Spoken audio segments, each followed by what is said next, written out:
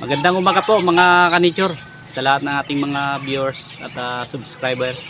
Nandito po tayo muli upang magbigay ng tulong sa isang taong makikita natin ngayong umaga na mabibigyan natin ng pagpapala na mula sa taas. At ngayon bibili tayo sa tindahan ng mabibili natin at hanap tayong tao muli na ating tutulungan at mabigyan ng tulong. Nandito po tayo ngayon sa Barangay Bugtong, Busuanga, Palawan mga kanichor. See you. Let's go.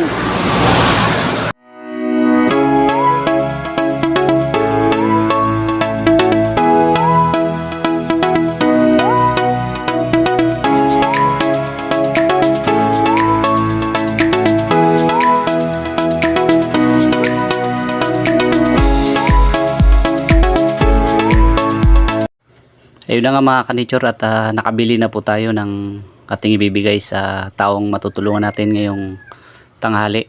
At big shout out nga pala kay Dean Datoon sa ating kaibigan po na nasa Manila. Yan po yung kanyang Facebook profile. Pa-support naman po, pa-follow naman po at pa-like and share naman po sa kanyang Facebook. At yan mga kanichor at tayo'y tatakbo na at maghahanap na po tayo ng ating mabibigyan ngayong tanghali.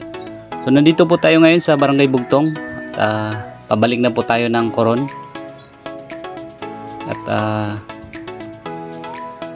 hanap tayo ng mabibigyan natin ngayong tanghali po.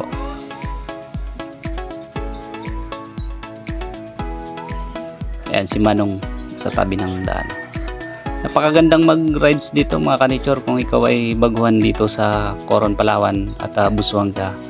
Pwede ka pong mag-rent ng motor, maraming marirentahan dito ng motor.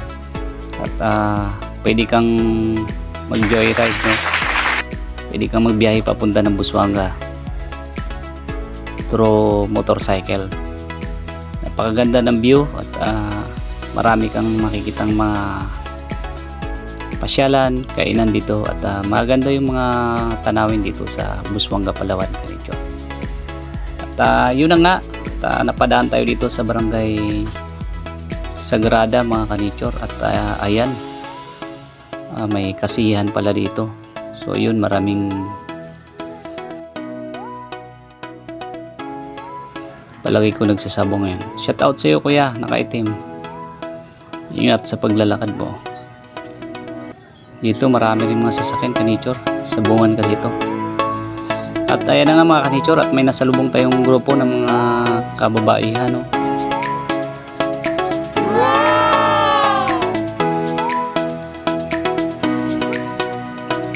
Well, ang gaganda ng mga dalaginding mga kanichor, no? At ito po, God given please, pwede rin po kayong pumasyal dyan. Yan po ay nasa Barangay Sitio Kiwit mga kanichor. Malapit lang po yan sa tulay. So, habang binabagtas natin to yung daan na to, sobrang init mga kanichor, pero tuloy pa rin tayo sa paghahanap ng mabibigyan natin ngayong tanghali. At ayun na nga at tayo'y nagutom. Kain muna tayo dito mga kanichor sa Hero Resto Bar. So, kain muna tayo dahil nagutom tayo sa layo ng biyahe.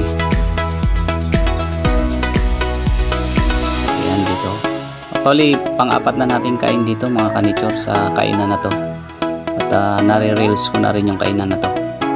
Napakasarap po ng luto nila at napakamura lang. Ayun na nga, pagkatapos na natin kumain, diretso na agad tayo. Yan po mga kanichor, Concepcion Falls. Wow! Pwede po kayong pumunta dyan. Kung naiinitan ng inyong mga sarili, pwede po kayong magpalamig dyan. Ito na nga, nasa Barangay Concepcion na tayo mga kanichor. So, masarap tumulong sa kapwa kanichor. Kahit na sa maliit na bagay, kung nakakapagbigay tayo sa ating kapwa ay napakasarap sa pakiramdam.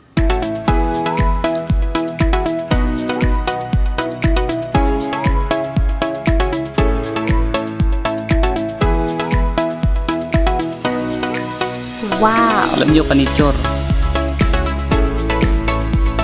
yung pagtulong hindi basihan kung mayaman ka o mahirap ka. Ano man ang maitulong mo, pwede yan. ano man ang maibigay mo, malaki man yan, maliit, ay isang blessing niyan ng Panginoon sa iyo na i-share mo rin sa iba, mga kanichor. At yun na nga, nandito na tayo sa BBL, Buswang Village. At minsan na rin tayong makapasyal dyan sa Buswang Village. Shoutout nga pala sa ating kaibigan dyan, kay Julius Abaca. Thank you. Salamat sa pag-imbita sa atin nakaraan. Nakita natin ang ganda ng Buswang Village. At ito naman po, isang resort din po na pwede nyong puntahan, mga kanichor. Sabi ko sa inyo, marami kayong mapapasyalan kapag pumunta kayo ng Busuanga, Coron to Busuanga. Napakarami kayong makitang mga tanawin. At ito, mga kanichor, nasa Santo Niño na po tayo, o tinatawag po nilang Dipuyay. Patuloy pa rin po tayo sa pagmamaniho. Yan na nga, paakyat na tayo sa bundok. At sa kaliwa, kung mapapansin nyo, kanichor, hindi lang natin na video ng maganda. Yan po ay napakaganda ng tanawin po dyan. So, makakita tayo ng mga taniman. Sa mga nature lovers, ay parok po, para sa inyo ang tanawin dyan.